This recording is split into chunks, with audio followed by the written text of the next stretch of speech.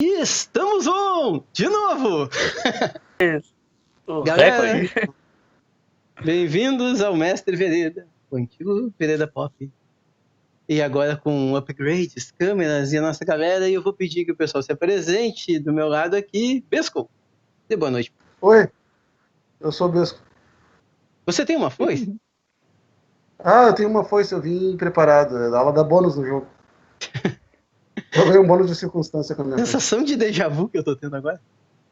Pois é, né? Parece que a gente acabou de fazer isso 2 minutos atrás. Leonan, boa noite. Boa noite, galera. Rani, mostrando esse rosto lindo. Boa noite. Vim trazer um pouco de juventude aqui pro grupo.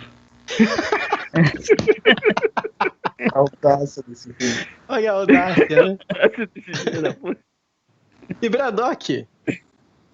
Boa noite Eu a sou todos. o Braddock. Vamos a mais uma noite com um RPG novo. Está entrando aí em financiamento logo. E vamos ver o que vai dar isso. Provavelmente eu e o Ranieri traremos a idiotice e o alívio cômico para o grupo. Pois é. Pessoal, o Vereda tá voltando agora. Vai uma volta assim, vamos voltar toda semana, vai ter vídeo? Não. A gente vai voltar agora, vamos jogar. Vai sim. Vamos jogar Caronte, porque ele tá entrando em financiamento, como o Anderson falou, agora é dia 10 de agosto, entrando pela Macaco do Mal.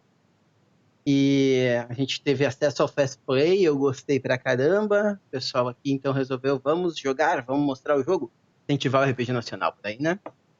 Quero agradecer ao Alan, que deu todo um suporte. Eu incomodei tanto o coitado do Alan agora, rapaz, perguntando tudo que precisava pra ele sobre o jogo. Ô Wagner, Oi. você vai colocar o link do financiamento, do Já tá na descrição do Fast vídeo. Play? Já? Wagner, mas o pessoal que quer acessar aí já gratuitamente já tem algumas coisas rolando, só Sim. não tá o completo, né? Que é o que a gente vai jogar Então, hoje. O que acontece? De graça. De graça, no Dungeonist, tem o Fast Play desse jogo. Podem acessar o Dungeonist ali nos links, baixar o Fast Play. O Fast Play tem só 80 páginas. Vocês veem o tamanho que ele é. Cara, a primeira impressão que tu tem, a primeira impressão que eu tive quando eu peguei foi: isso aqui parece vampiro. Mas a impressão acaba logo rapidinho quando tu começa a ler ele. Eu até brinquei com ela. Ele é um mundo das trevas menos dark. Ele é um vampiro gótico suave, sabe? Ele é um mundo das trevas menos trevoso. Exatamente. A ideia é que os jogadores são ceifeiros, né? Então, são pessoas que estão entre a vida e a morte, né?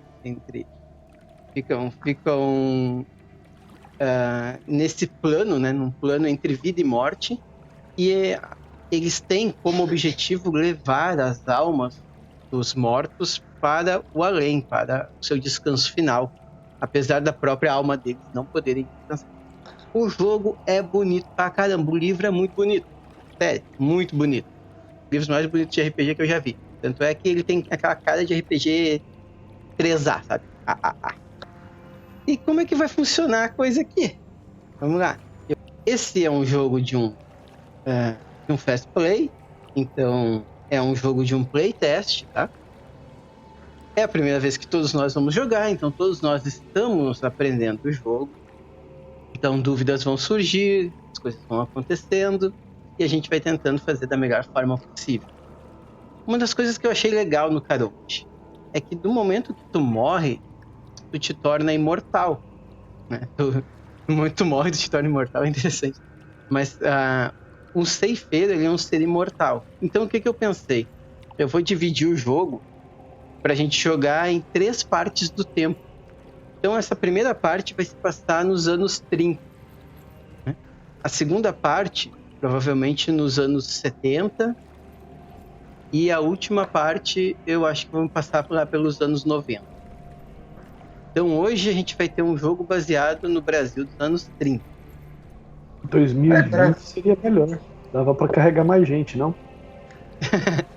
Mas os anos 30 não foram esse sonho todo no Brasil também. Muito bem, pessoal. Então, falamos um pouquinho aí do Caronte, Fast Play no Dungeonist, procurem lá. Link aí para ver como é que vai ser o financiamento coletivo também tá aí, já tá aberto lá, só não começou ainda, começa segunda-feira, mas já dá para ver todas as metas direitinho. E vamos começar, eu vou situar vocês um pouquinho na história, tá? O jogo vai se passar em Porto Alegre nos anos 30. Eu vou botar em 1930, mas na verdade é esperando os anos 30 ali. Vai ter 32, 35, eu não vou deixar aberto que ano é. É os anos 30 em Porto Alegre. Falando sobre os anos 30 em Porto Alegre, vamos entrar um pouquinho na história, tá? O que aconteceu? Os anos 30 foi quando a Revolução aconteceu e Getúlio Vargas subiu à presidência. Então, até então existia uma política do café com leite. Ficava o pessoal de Minas e o pessoal de São Paulo, né, elegendo os seus presidentes. E o povo não estava gostando muito disso. E começaram a ter revoluções no país. E dentro dessas revoluções, o Getúlio ele já estava envolvido com política. Ele já tinha sido deputado, ministro de vários outros partidos. Esses partidos, né, que ficavam entre a República do Café com Leite, aí ele já tinha, digamos assim, trabalhado para eles, mas ele estava ligado às frentes revolucionárias. E em 1929, 30, na verdade no finalzinho de 30, se não me engano, outubro, se não me falha a memória, os rebeldes eles conseguiram tomar o poder, né? Então entrou os militares, digamos assim, né, com o Getúlio Vargas, eles conseguiram tomar o poder e Getúlio Vargas foi eleito presidente, tirando, se não me engano, o Júlio Prestes na época. O que aconteceu com isso? Revolta. O Brasil estourou em grandes revoltas. Porque a política do café com leite acabou, uma nova república estava surgindo, o Getúlio ele governou de 1930 até 1945, mas não foi aquele governo tipo assim, uau, ele foi um governo melhor para a classe trabalhista, ele entregou muitas coisas que o pessoal pedia, mas era um governo meio tipo assim, se você andar na linha comigo, você tem as regalias, se você não entrar, não tem, né? Então, em 1930, nos anos 30, Porto Alegre vivia uma era em que eles tinham um presidente da República, né, olhando aqui para o Rio Grande do Sul. Então existia toda uma alegria, assim, parece que agora as coisas vão sair daquele eixo São Paulo e Minas Gerais. Mas ao mesmo tempo existia muita força rebelde querendo que a República Velha, né, voltasse e querendo eliminar os rebeldes. Então existia uma guerra velada, uma guerra civil no país. Beleza, esse é o pano de fundo de como é que estava a sociedade, né? Olha isso, como é que era a sociedade em si. Existia muita carroça na época, as fontes, os bebedouros que a gente vê hoje em Porto Alegre, na verdade eles eram fontes e bebedouros para os cavalos da época. O pessoal tinha os coches, né? Os cocheiros paravam os cavalos dele lá para ele beber. Então era o posto de gasolina da época, eram os bebedouros, as fontes que tinham aqui em Porto Alegre. Existiam poucos carros, existia o bondinho que passava pela cidade, né? E fora isso, era uma vida bastante, digamos assim, tranquila. Né? Tinha aquela tranquilidade, mas tinha a revolta política passando por tudo. O que bombava na época também era uma revista que tinha surgido, que é o Cruzeiro. Você já deve ter ouvido falar. A revista O Cruzeiro, ela surgiu em 1928 e fez bastante sucesso. E ela era uma revista que tinha bastante gente que acompanhava ela. Ela batia muito na parte de liberdade de imprensa. Ela era meio que a revista do pessoal da revolta. Ela falava o que tinha que falar e estava aí. E fez bastante sucesso.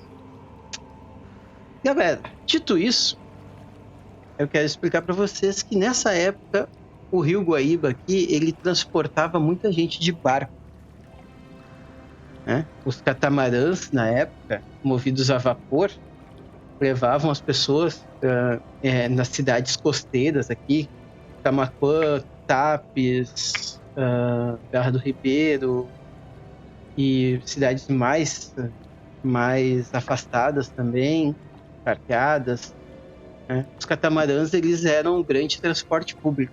E dito isso, eu quero começar falando que vocês todos estão em um catamarã, nesse momento, atravessando o Guaíba. E eu peço que cada um de vocês apresente o seu personagem, começando pelo Alexandre. Quem é o seu personagem? O meu personagem? Personagem. Tá, qual é o... Quem é ela? Nome? Eu tô botando a fotinha dela lá, pessoal. Personagem Alexia, rapaz. Uma homenagem. Homenagem que eu não posso lançar sem ferir direitos autorais de ninguém. É um personagem de jogos nossos. Não exatamente nossos. Mas a Alexia tá lá sentada no catamarã, pensando na vida dela, olhando pela janela. Fechado? Tá aberto? Eles são abertos. Eles são todos, vocês ficam numa parte toda aberta dele, e só tem uma cabinezinha atrás ali onde fica o capitão. Então ela tá escorada ali esqueci o nome daquele negócio. Ela tá ali no limite, escorada, olhando pra água. Na proa, né? Eles têm uma lona, né? Que quando não tá um dia de sol, eles fecham essa lona. Né? Ela tá mais ali no limite, escorada, pensando em tudo que deu errado da vida dela, que é muita coisa. O motor do catamarã, ele faz barulho. É um motor... um motor que solta bastante fumaça e faz bastante barulho. Tu vê que o pessoal vai colocando, de tempos em tempos, mais carvão dentro dele. Então, barcos funcionam com carvão e vapor. Então, eles ficam fazendo bastante barulho. O rio Guaíba tá calmo, não se movimenta muito. Eu queria falar sobre a imagem da tua personagem. Essa daí é a Bacall. Ela é uma atriz da época de 30. A Lauren Bacall. Se quiser procurar por ela, é uma das mulheres mais bonitas da época de 30. Muito bem. Alexia, eu vou te perguntar então, qual é o teu pecado? Isso é uma mecânica do jogo, tá? Todo mundo tem um pecado. Vai começar me confessando, sim. Vai começar se confessando. Todo mundo tem um pecado, uma virtude e uma exaltação. O pecado e a virtude, eles são uma frase. Né? E vocês vão distribuir 4 dados entre esse pecado, essa virtude e essa exaltação. Né? Vocês vão, entre esses 3, vocês têm 4 dados para distribuir. Como é que funciona? O pecado é aquela coisa assim... Vai botar uma frase pra ele. É algo que é um trejeito do teu personagem que tu tem que fazer. Sabe? Quando tu surgir isso no jogo, tu vai ter que fazer. Por exemplo, digamos assim, que a frase seja: todo mundo gosta de uma mentirinha. Quer dizer que talvez a Alexia seja aquela pessoa que... ela inventa, ela conta um conto, aumenta um ponto, ela diz que ela conhece alguém que na verdade ela não conhece, sabe? Conta umas mentirinhas que no fundo não vão... doer pra ninguém, essa é uma mentirinha. E a tua virtude é a mesma coisa, é uma frase da tua virtude, tipo, eu não gosto de, sei lá, preconceito. E na época de 30, né, preconceito era uma coisa bem vivida, porque tem uns 50 anos que acabou a escravidão. Então existe grande preconceito ainda, e nem um pouco velado. Esse tipo de coisa. E a exaltação, vocês não colocam nada. Só que a exaltação é aquele cara que ele é estourado. E os sentimentos dele estão à flor da pele, sabe? Quando tu se exalta. Então, se tu botar mais pontos em exaltação, quer dizer que ver um pecado teu ou uma virtude tua acontecer na tua frente, vai fazer tu estourar. Agora, se tu tiver mais pontos, né, mais dados, no caso, em pecado, quer dizer que tu costuma contar mais mentirinhas, entendeu? Ou se tu botar mais em virtude, quer dizer que tu costuma ser uma pessoa mais ligada para a virtude, tu costuma lutar contra preconceito com mais, né, nesse exemplo que eu dei. Então eu vou deixar tu pensando nisso, Alexandre, é que eu te expliquei agora, e vou passar pro próximo personagem aqui, pro Leonan. Leonan, quem é o teu personagem? Hoje eu tô interpretando Sem pedras, hein, pessoal? O Carlos Preste. Né? Sim. Ele é da família Preste. Uhum. É um jovem meio rebelde pra época. Beleza. Esse aí também é um ator bem famoso. Muita gente tem quadros dele. E eu vou pedir que tu vá pensando, então, no teu pecado e na tua virtude.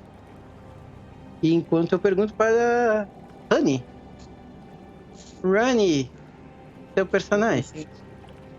Pensei no nome agora mesmo. Eu vou interpretar o Heitor Fagundes, porque como é na década de 30, eu acho que Heitor é um nome forte e Fagundes aqui no sul é bem famoso esse nome. É verdade. Muito bem. Heitor Fagundes.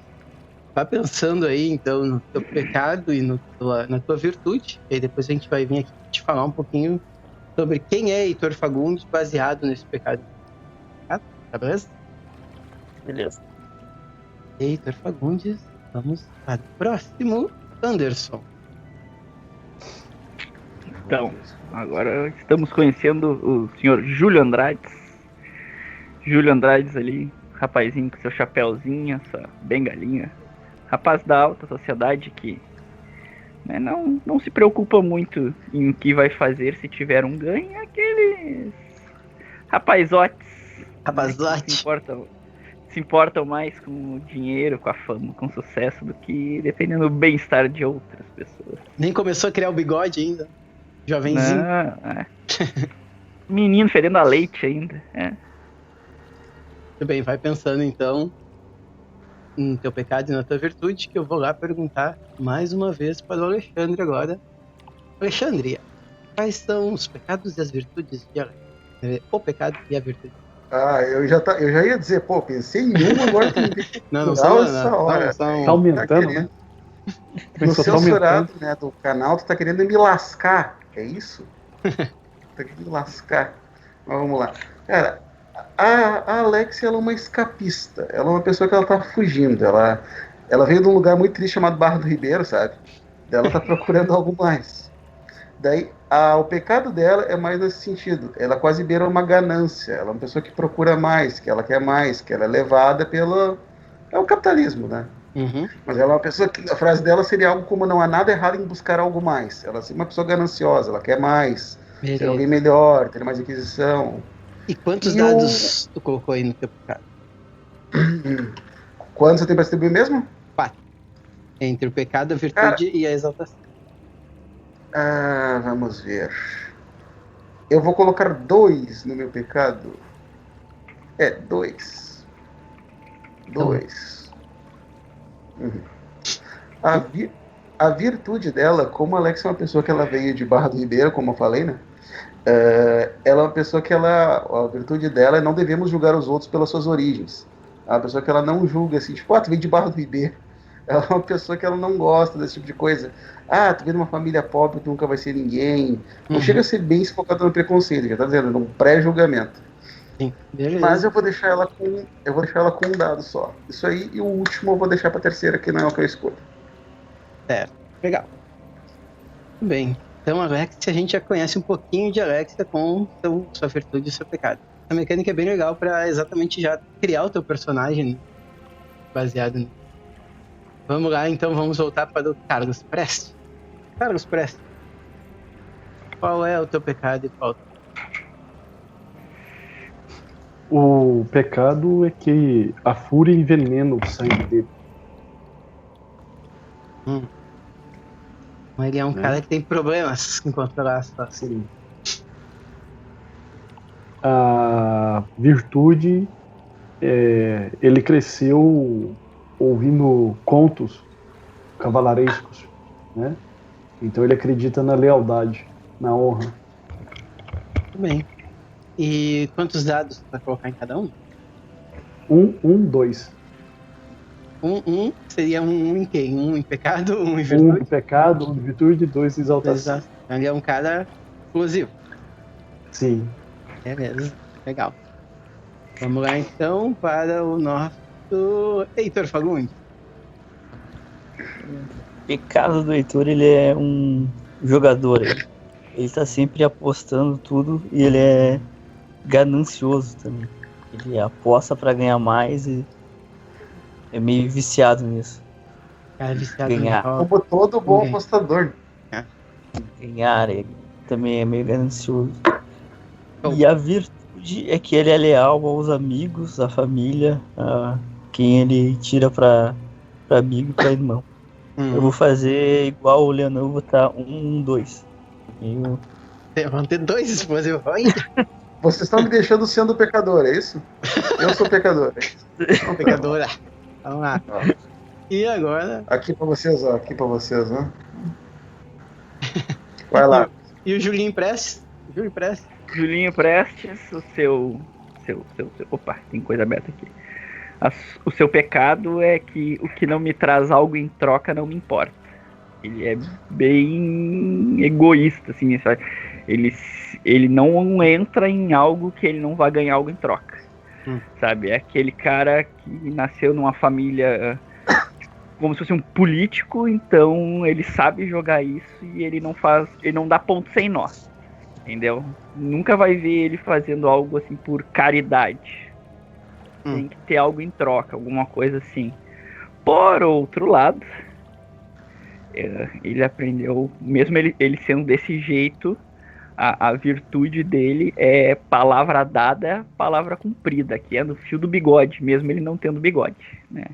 Então, no momento que ele promete, ele não fechou um acordo, entendeu? Ele vai ganhar alguma coisa em troca, alguém oferece algo mais para ele.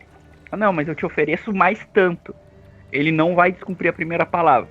No momento que ele fechar a palavra dele é lei. Entendeu? Então, nisso ele não muda. Ele pode ter o jeito dele, mas depois que ele fecha um acordo, faz alguma coisa, é isso. E aí, em virtude 1 dado, pecado 2 e exaltação 1 dado. Então ele vai ser mais pro pecado também. Beleza. Viu? Essa mecânica é legal que já forma ali, né? Nosso view personagem. A visão de quem é o nosso. Como eu tava falando pra vocês estão num catamarã em direção a Porto Alegre. Cada um de vocês indo pra cuidar de algum negócio da sua vida. E mais uma vez, o Caronte, ele é um jogo em que ele joga muito, né, a narrativa para os jogadores. A ideia do jogo é ser um jogo bastante narrativo, mas não é um jogo totalmente narrativo, né? O mestre ele ainda tem as rédeas da narrativa, mas os jogadores sempre vão estar sendo perguntados e colocando e criando a história junto com o mestre, beleza? E aí eu vou perguntando, então agora, vamos começar lá com o Rani. Rani, por que o Heitor Fagundes está nesse catamarã em direção a Porto Alegre? Por que ele tá vindo? Ele tava indo fazer uma aposta nas corridas de cavalo. Corridas de cavalo na hípica? Isso. Famosas na época. O próprio presidente ia muito aí. Tanto o atual quanto o antigo. Sim. É um dos esportes da alta elite, né? Também estava então para ir para assistir as corridas de cavalo, fazer a aposta. E o Júlio Andrade, de onde você estava vindo? Porque você está nesse catamarã? Cri, Anderson. Calma aí que agora eu tô pensando. Calma aí que agora eu tô Então a gente pergunta pro Leomã enquanto tu pensa. Deixa eu pensar. Calma. Leomã, o que o Carlos Prestes está fazendo nesse catamarã? Indo pra Porto Alegre. Ele tá curtindo. Vai dar uma banda na capital. Vai conhecer a cidade grande. Ele já foi outras vezes, ele costuma ir, né? Ele se envolve com um pessoal meio, né, de lutar pela liberdade, pelos direitos, né? Ele já ajudou algum pessoal aí da revista, né? Em algumas matérias. Então, essa viagem para ele é normal. Mais um dia na vida de Carlos. Muito bem. E Alex? Cara, a Alexia, ela tava fadada. Por acaso eu já falei que ela é de Barra do Ribeiro? Já. Cara, a Alexia, ela tava fadada a ser uma vidinha de professora ali em Barra do Ribeiro, que é uma coisa que ela não queria. Como eu já disse, ela não é exatamente assim gananciosa. Ela não exatamente assim como apostador, como o Anderson falou, de querer uma vantagem, mas é uma coisa que não servia para ela. Daí ao ver da família dela lá, largou tudo, ela junto às poucas posses que ela tem, e ela tá rumo à capital que ela, como eu disse, ela quer algo mais, ela procura algo melhor.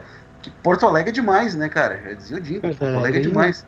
Ela tá indo para a capital procurar mais oportunidades, ela tem ideias de pessoas que ela... antigas amigas de infância, contatos, que vai fazer algo mais para tornar ela uma professorinha. Ela vai mostrar até para a família dela, que desgraçou lá ela em Barra do Ribeiro, ou seja, lá ela não pisa mais, né? Saiu daquela cidade. E se tornar alguém melhor, vai para lá para oportunidade, que ela sabe que ela pode ser algo mais do que uma professora de terceira série. Nada contra que é professor, viu, pessoal? Só porque o pecado dela é querer. Ela quer mais, ela quer mais. E aí voltamos então para Júlia Andrade. O que você faz nesse Júlia catamarã Andrade com essa gente pobre? Olha aí o preconceito. Como, querendo ou não, sabe aquela coisa rapazote que nasceu em berço de ouro? Então, ele teve alguns contatos, e principalmente contatos com a política. E com essa questão de revolta e não sabe o que vai acontecer com o governo, ele tem alguma influência em alguns ramos assim da política, e ele está tentando ir para Porto Alegre, já mais perto da capital, este governo, para tentar fazer alguma aliança política, para ver se ele consegue alguma emenda, algum projeto, alguma coisa que possa ser útil para ele nos outros ramos que ele conhece, assim. Então ele está indo bem para se envolver com política. Muito bem.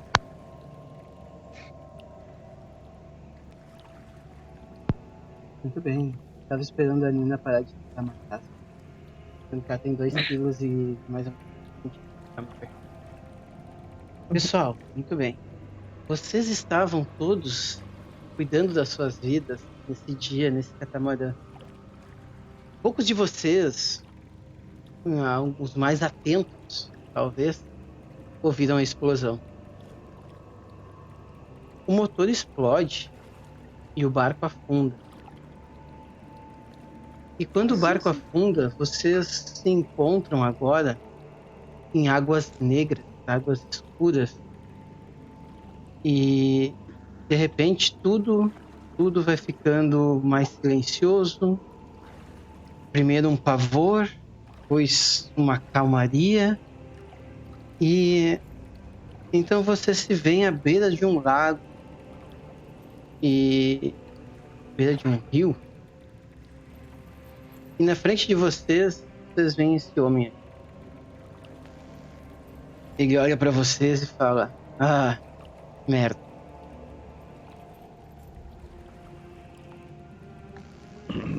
Onde é que eu estou? Ele olha vocês. Ele é um homem robusto, assim, veste esse casacão de couro, chapéu, barba comprida. Ele tem uma cara um pouco cansada, com olheiras. E ele fala: "Você está morto. Vocês todos É estão." uma moça assim do nada? Sem nos preparar? Eu não me sinto morto. A Alexia não tá colocando muito sentido em nada daquilo, ela tá olhando pra baixo, assim, tem uma areia, a gente tá pisando aonde? É terra? Areia? É o quê? É areia. Estão pisando numa areia, uma areia meio grossa, assim, escura. Atrás de vocês tem aquele barulho de água. Só que não é o Rio Guaíba. Não é nenhum lugar que tu já tenha visto alguma vez. É um lugar diferente. Ele até parece Porto Alegre, mas uma versão bem mais sombria e escura. Uma versão talvez mais antiga dela. A Alexia não tá processando nada muito bem disso do cara. Tá ali dizendo que estão mortos, ela tá preocupada com as coisas dela. Eu sei que inutilmente, mas ela ali no momento ela tá olhando em volta, tentando enxergar a mala que ela carregava, assim, que é posses, né? Ela tá procurando o pecado dela. Eu vou levantar devagar, né?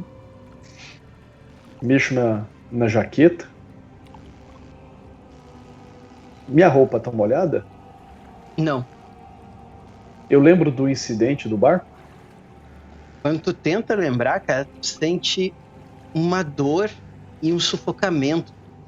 Começa a tossir, assim, e quando tu vê, tu tosse água, assim. Escorre um pouco de água, assim. Aí o Baltazar, ele olha, tipo, calma. É melhor não ficar revivendo essas lembranças. E não tem luz, não tem buraco. A gente vai ficar nesse lugar aqui mesmo? Ele, calma, pessoal, deixa eu explicar pra você. Na verdade, vocês estão mortos, mas não estão mortos. Vocês foram recusados pela morte. Bem-vindos a Sete Além. Nem pra isso eu presto. Ele ri. É exatamente essa a ideia. Nem pra isso vocês prestam. A morte recusou você. E assim como eu, agora vocês são ceifeiros. Vocês estão fadados a levar a alma dos mortos para o além. Mas a alma de vocês não pode...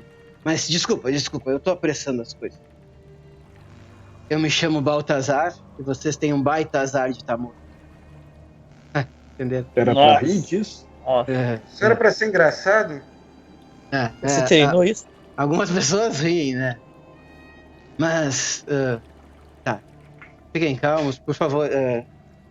O que aconteceu com vocês foi o seguinte. O barco de vocês virou um ataque de um pessoal da República Velha tentando fazer com que a República Nova fosse desmoralizada. Mas vocês são vítimas de um ataque político e vocês talvez não tenham nada a ver com isso. Ou talvez tenham. Ele olha pra ti, Julian Drago. Talvez vocês tenham. Mas quem são vocês? Sabia que eu devia ter tido outro nome. Ter nascido de outra família. Ele te olha no fundo dos teus olhos. Assim. Parece que sente como se ele estivesse te lendo, sabe? Ele fala, mas a família Prestes é uma família de revolucionários. A coluna Prestes fez bastante pelo mundo. Agora eles estão de volta. Você tem que se orgulhar. Pelo menos eles fizeram alguma coisa. Mas vocês são quem? Desculpa. Como eu falei isso? Eu sou o Heitor Fagundes. Parece que você já sabe os nossos nomes. Eu sei o seu. Quando nós viramos ceifadores, nós ganhamos algumas habilidades. Mas deixa eu explicar pra vocês. Como você dizia, Carlos Prestes, é melhor, como eu vi. Carlos Prestes, Heitor Fagundes, né? Bem-vindo, Heitor. E a senhorita? A Alexia, ela quer ver se ela bota a mão no pescoço dela, ela quer ver se ela sente a própria pulsação dela. Sim, tu sente. Tá, ela balança a cabeça assim e tipo, quando ele pergunta, ela dá as costas e vai olhar pra água de novo. Não precisa descrever de novo, mas tipo assim, ela não tá dando atenção pro que o cara tá falando. Muito mais agora que ela viu que de repente o Baltazar até viu que ela chegou a botar a mão no pescoço, assim, no que ela viu, ela balançou a cabeça e ficou olhando pra água, olhando em volta, pensando como é que ela parou ali, o que tá acontecendo, mas agora que ela viu que ela acha que ela tá viva... Moça, uma das fases da morte é a negação. Não se preocupe. Você, na verdade, não está morta. Morta como um cadáver morto. Porque você não morreu. Você foi recusada pela morte. Você se tornou algo a mais. Você está viva para sempre. Você agora é uma ceifadora. A Alexia olha para os outros e diz, vocês todos vão acreditar nesse cara.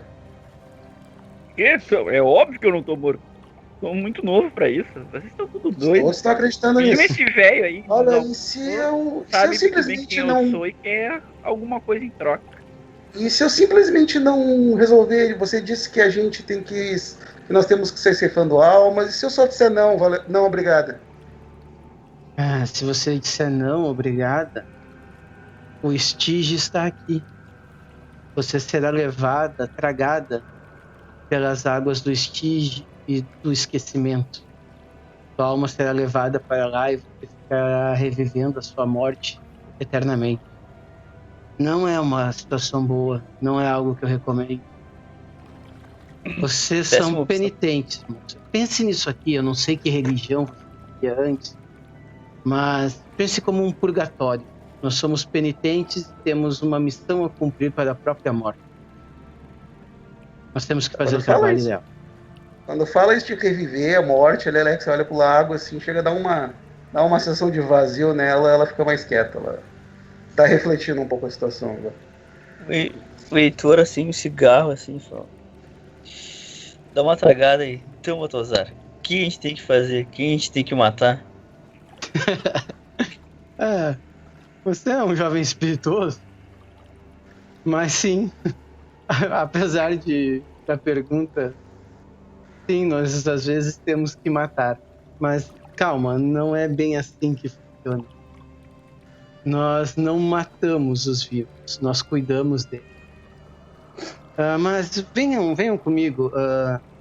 Quem é que estava cuidando? Não vamos ficar nesse lugar conversando, vamos tomar um café. Venham. Ele aponta a cidade para vocês, né? Venham conhecer o novo lugar de vocês, venham conhecer Sete Além, cidade do Ceifeiro. Eu olho assim, isso não é Porto Alegre? Não, a gente tá um pouco longe. Eu chego assim, senhor Baltazar, a gente pode entrar num acordo, talvez tenha algo que você queira e eu posso lhe oferecer. Essa história ceifeiro, vida pós-morte, acho isso tudo muito estranho. Quem sabe a gente deixa eles de lado, eles não são ninguém. E a gente conversa entre nós, tenho certeza que a minha família conseguiria algo pra você. Garoto. Sua família deve estar preocupada com você nesse momento. Mas não há nada no mundo dos vivos que vai nos atrair hoje agora. Na verdade, existem regras, e o mundo dos vivos é uma das regras para que vocês não se tornem uma aberração. Ficar longe dele e perto ao mesmo tempo. É complexo, mas venham. Vamos tomar um café. Tá, a Alexia vai. Eu vou sem cabeça. Ele fala, senhorita, eu posso lhe garantir que tudo vai ficar melhor depois de um bom chá ou de bom. Ela corrige, Alexia, meu nome é Alexia. Alex, tudo ficará melhor. Você vai ver.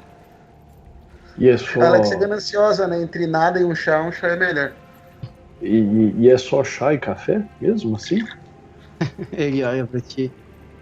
O pessoal pode conseguir qualquer coisa do mundo dos vivos. Não sei o que você quer. Vou ficar mais...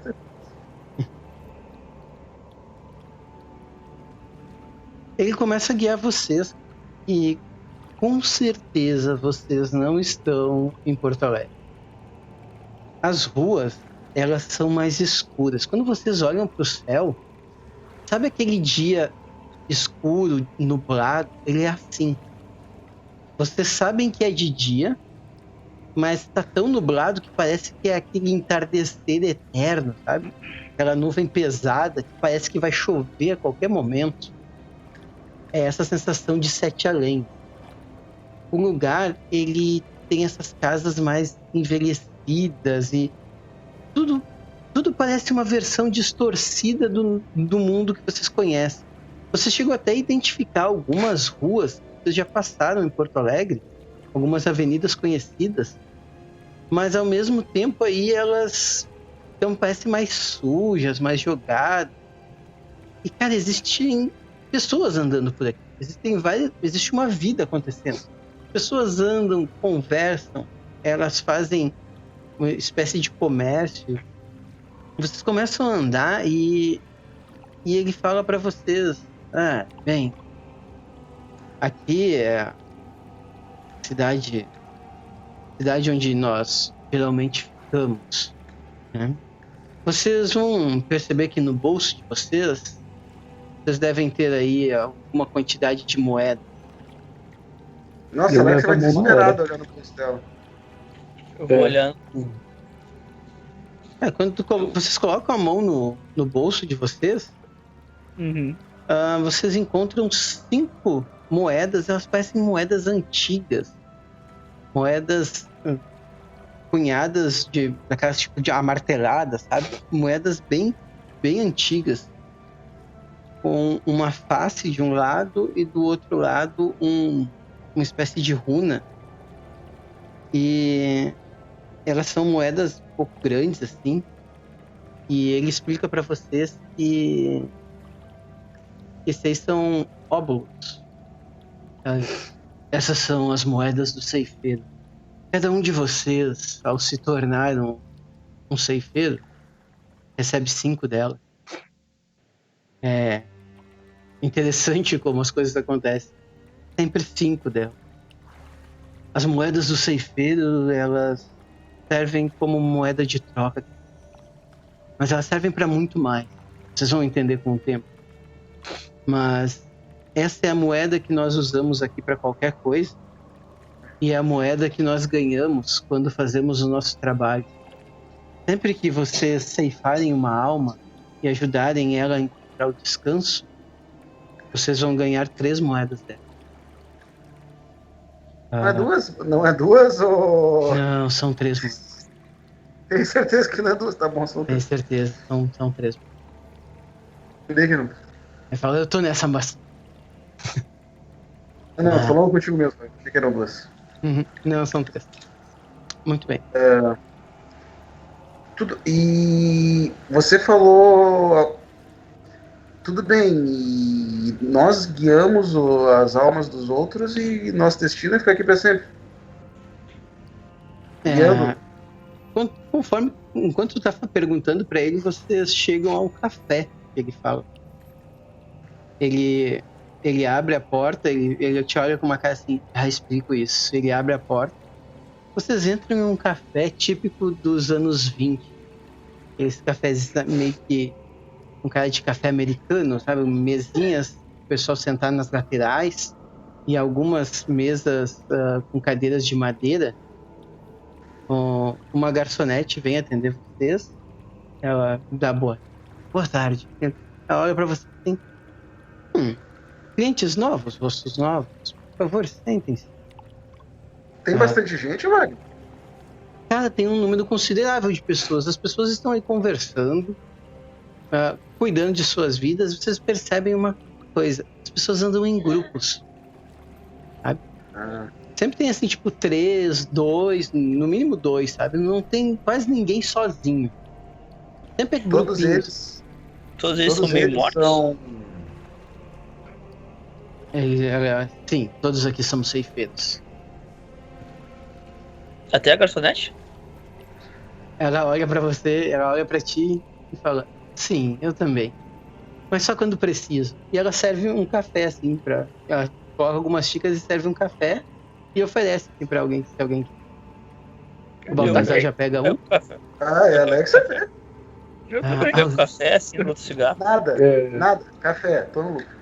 O cigarro é eterno, você pega no meu bolso. Com a mão, né? Não, o cigarro não. Algo mais forte, senhora, por favor. O que você gostaria, meu? Fique À vontade. O que a senhora puder me servir? Um whisky? Pode ser. Cowboy? Obrigado. Ok.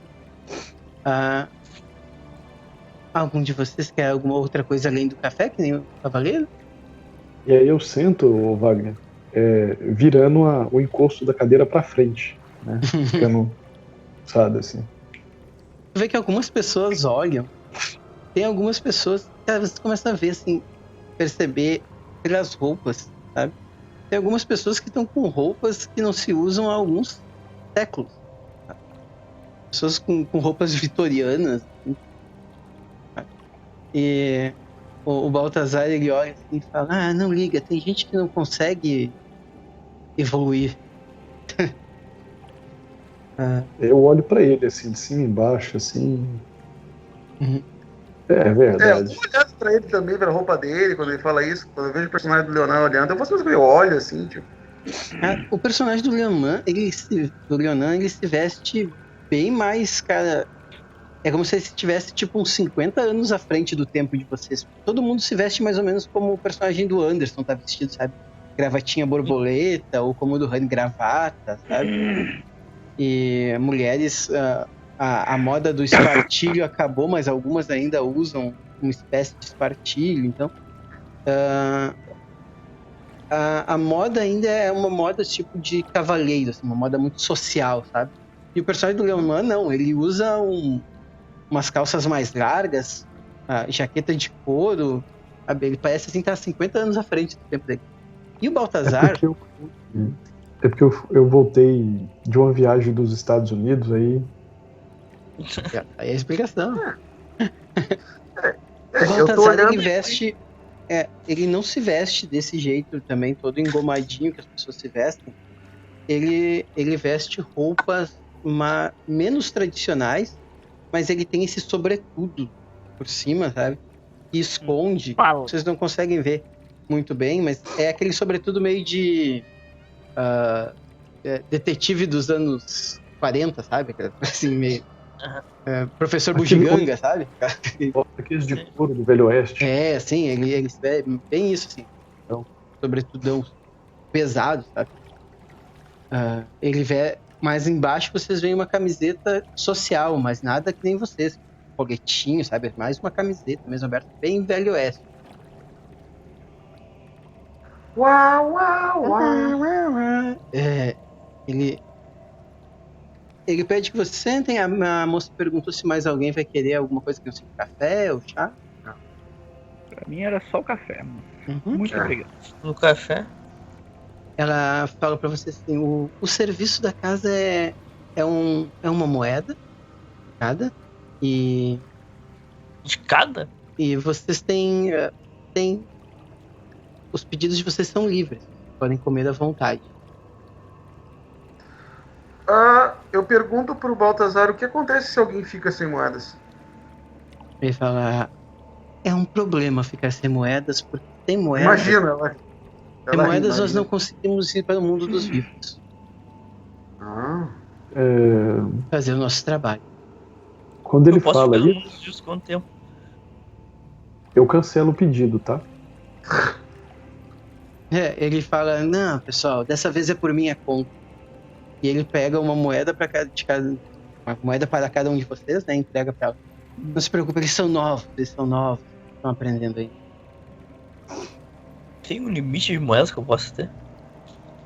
Ele olha assim: não há um limite de moedas que eu possa ter. Mas existem pessoas que escolhem ter o mínimo possível, existem pessoas que escolhem ter muitas moedas. Mas o que eu posso dizer para vocês, que foi uma pergunta que a senhorita Alexa fez, são só 30 moedas, senhorita Alexa. Apenas 30 moedas para se fazer a passagem definitiva. Se você ofertar 30 moedas, você pode encerrar a sua estadia e encontrar o seu final. Na hora, eu dou uma levantada, né? Aonde eu assino o papel? Calma, amigo, não temos um contrato. Eu chego assim, boto as mãos assim, Dou uma mexidinha no chapéu. E eu consigo trocar ou pegar moedas de outros ceifeiros? A gente acabou de fazer isso, dando pra moça. Mas tome cuidado. Muito cuidado. As moedas de ceifeiro são poderosas. Você nunca deve dar uma moeda de ceifeiro a um vivo. Não, entre os ceifeiros. Tipo, Sim, a gente acabou de pagar a moça com uma moeda. Na verdade, eu paguei pra vocês uma moeda. É a nossa moeda de troca. interessante. Bem interessante. Então né? isso faz que, dependendo de como eu trabalhar, eu não preciso nem coletar. Eu consigo, dependendo do favor, ter moedas de outros ceifeiros em vez de conquistar a minha. A garçonete faz isso. Ela é paga com o salário em moedas. O nosso mundo ele não é muito diferente do mundo que vocês estavam acostumados. Nós usamos as moedas de Caronte para viver aqui. Muitos simplesmente vivem aqui e passam a sua eternidade aqui, vivendo essa pós-vida. Mas eu vou afirmar para vocês que isso não faz bem à alma. Isso não faz bem a vocês. Com o tempo, isso vai desgastando vocês. E vocês vão adquirindo o que a gente chama de semblante. Nós vamos falar um pouco de semblante. Ele toma um gole do café. Mas vocês devem ter mais algumas perguntas. Mas sim, essa é a resposta. Você pode trabalhar para ter moedas de outro. Mas as moedas sempre vêm da colheita. Eu olho pros lados assim. Por que alguém ia querer ficar aqui pra sempre? Em vez de só colher suas 30 moedas e ir embora? Era a minha pergunta. Deixa eu explicar pra vocês. Vocês tinham uma faca, provavelmente na casa de vocês. Não tinham? Sim. E às vezes as coisas não estavam tão bem, né? Às vezes a vida parecia que perdia o sentido, não é? Às vezes parecia que vocês só queriam pegar aquela faca, passar no pescoço de vocês e acabar com todo aquele sofrimento. Mas Não vocês mesmo. não faziam. Por quê? Porque a vida era boa. Porque tinha algo a mais. A vida aqui, ela não é ruim também. A vida aqui, ela só continua. E com o tempo, vocês aprendem até a gostar daqui. Existe um lugar que nós chamamos de guetos ou cortiços. É uma região onde é uma cidade das almas, que a gente chama. As pessoas vivem aqui. As pessoas têm as suas casas nos cortiços e elas têm até famílias. Constituem família. Tem Quem gente que perguntou que... isso? Quem que perguntou? Foi o Anderson ou foi o Rani que perguntou? Foi eu. Foi o Leoman. Então, o que acontece é que vocês estão preparados realmente para fazer essa passagem? Vocês têm que pensar se vocês estão aqui. Não foi porque vocês quiseram, né? Acho que ninguém aqui quis que aquele barco explodisse e vocês morressem, e fossem recusados pela morte e virassem ceifeiros. Olhem para tudo isso. Olhem para esse lugar. Vocês podem, se essas moedas são poder, vocês podem conseguir tudo isso. Por que vocês vão querer simplesmente acabar do outro lado? Porque o outro lado é o paraíso prometido, assim, incrível. Eles também me contavam essas histórias. Tava tudo dando certo para você lá. Não, no mundo dos vivos nem tanto, mas... Começa de novo. Senhor Baltazar, Vocês reclamam demais, a minha vida estava boa. um dos jovens aqui, e eu não me lembro qual, perguntou quanto tempo a gente pode ficar no mundo dos vivos Ser eterno. quando a gente for fazer a colheita, como você mesmo Acho disse. que foi eu que perguntei. Muito bem, muito bem. Uma moeda por dia. Meu Então Deus, temos que 5 demônio. dias na Terra. Mais ou E menos. a gente tem Nosso dinheiro inicial. O que tem E a de gente- tão interessante na Terra que vocês não podem conseguir aqui embaixo? Almas. Ah, É, é que eles, Deixa é eu aquela hora contar, que eles estão aparecendo na estrela voltar. contar para vocês sobre os humanos. Existem regras sobre ser ceifeiros, tá ok? Pense assim, vocês não são mais humanos. Apesar de nós parecermos, nós tornamos algo a mais. E essas regras a gente chama comumente aqui de tabus. Então, os tabus são coisas que não é legal fazer porque eles deixam marcas em você. E quando eu falo em marca, estou falando em marcas de verdade. A primeira delas é assim: afasta-te dos vivos. Não ande e se relacione com os vivos. Seja amor, seja alguma vingança, seja para ganhar poder político, seja para fazer apostas, qualquer tipo de relação com os vivos, vocês devem deixar essas relações de lado, porque quanto mais vocês se envolvem com os vivos, mais vocês vão sendo contaminados por ele. E isso vai deixando marca. E acontece com vocês o que nós chamamos de semblante. Vocês já devem ter visto aquelas imagens que tem por aí da morte. Uma criatura levando uma foice, com um manto e um esqueleto. Pois é, aquilo, na verdade, existe. Aquilo são ceifeiros que foram tomados por esse semblante, que foram acumulando tantos tabus que a carne do corpo deles foi sendo morta, destruída, e eles se tornaram aquilo, tornaram esses seres monstruosos.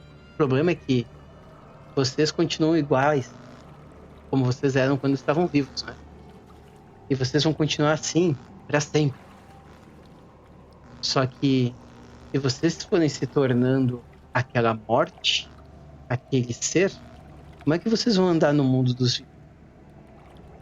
Como é que vocês vão fazer o trabalho de colher E as essas almas? pessoas que decaem a esse ponto, o que é o destino delas? Elas ainda estão, elas ficam por aqui, elas ficam na Terra, o que acontece com elas?